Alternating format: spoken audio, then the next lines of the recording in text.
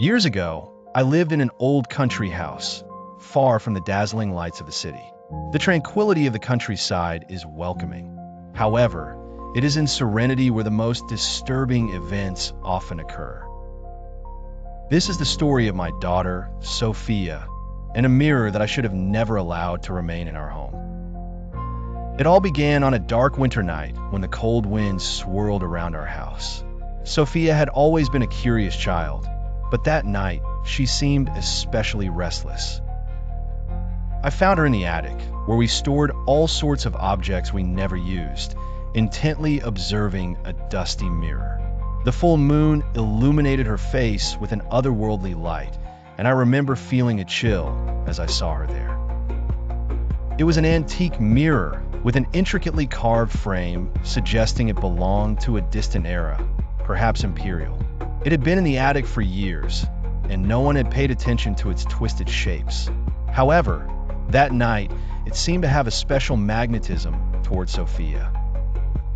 I do not like mirrors, but Sophia insisted on having it in her room. No one had shown interest in the mirror before, and I assumed it was just another phase of her relentless curiosity. However, when we placed it in her room, the atmosphere changed in an indescribable way. At first, there were whispers, voices imperceptible to those who were not attentive. I would wake up constantly in the middle of the night, convinced I had heard someone in the house. These voices, almost forgotten by dawn, made me question my sanity. Sophia became more and more withdrawn, as if she were keeping a secret that consumed her. I will never forget that particular night, the night when the uncertain turned into absolute horror. I had suddenly woken up. An unnatural cold enveloped the house.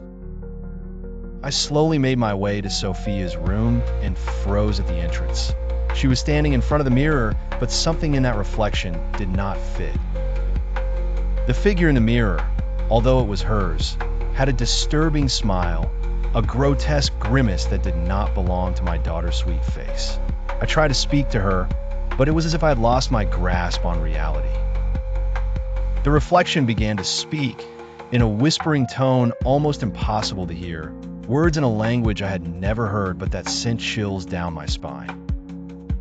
I was unable to move, trapped by that image that was watching me. The reflection gestured slowly. The strange language became sharper, more demanding. All the while, Sophia remained impassive, a prisoner of that being that had taken her image. Finally, I gathered the courage to break the contact and slam the door shut. I sought help, desperate to understand the origin of that mirror.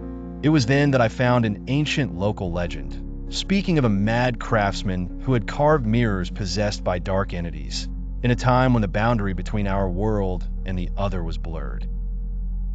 But there was another terrifying detail, a forbidden ritual that provided precise instructions on how to safeguard those who had been trapped by the Watcher.